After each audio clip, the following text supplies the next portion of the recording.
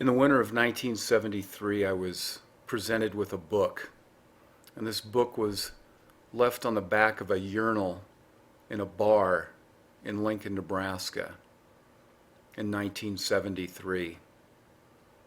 I was 18 years old, just got out of high school, and I was searching for the truth.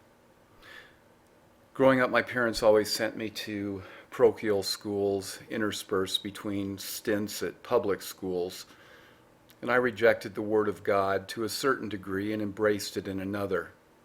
I think that that's the way we are as human beings. We can kind of take what we want and leave what we don't.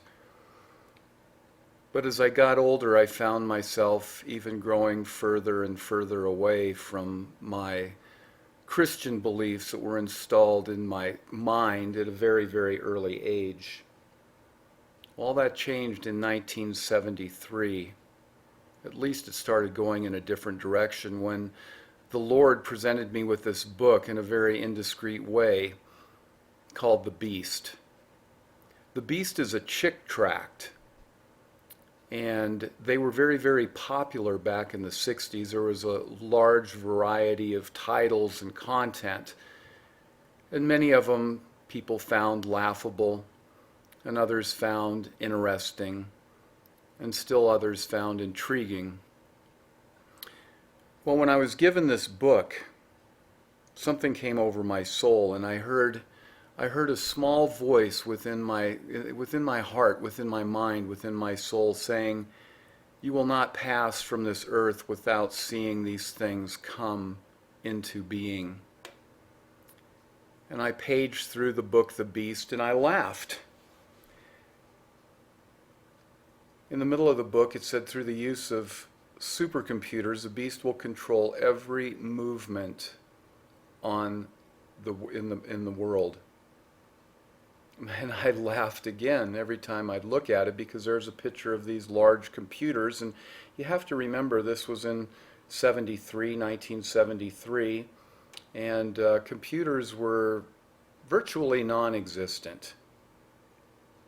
And I said to myself, how in the world is a computer going to control the movement and track what everybody does on the face of the earth? Well, I kept this book, The Beast, for all these years, remembering what God had said to me, that I would see these things come to pass. For many, many years, I snickered and laughed until recently. Specifically, the last couple of days have enlightened me in ways that are beyond belief. I believe that we are in the final moments of the end of civilization as we used to know it. The end of civilization as it used to be back in the 40s, 50s, 60s, 70s, and even the 80s. As we can all see, the world has underwent a profound change. Many of you who watch YouTube videos have an idea of what's going on, but you're a very, very small percentage. What is the truth? The truth, the eternal truth. It's sometimes hard to figure out the difference between fantasy and reality. Well, I'd like to help you discover the difference between the two, just as I have discovered the difference between the two. I'm going to start putting some Bible studies on this channel, just very, very brief, with a link, because there's a link to the actual content, because there is a battle going on right now. Just as we can see the battles in all of these countries around the world, there is a battle for your soul,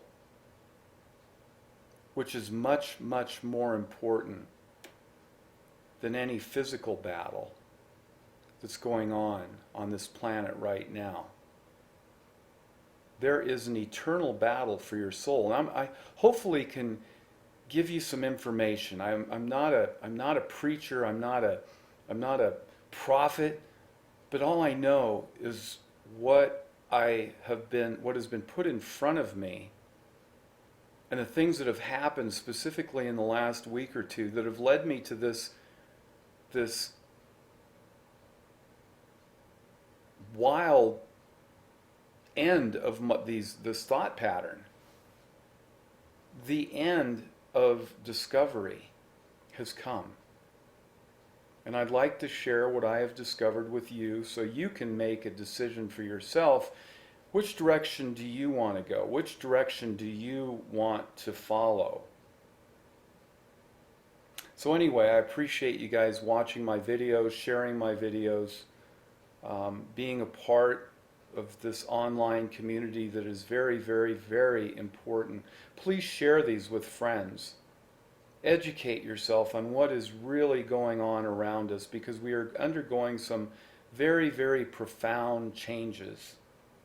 And these changes have an eternal impact, not just a daily impact or a weekly or a monthly. But these changes have to do with the battle for your soul.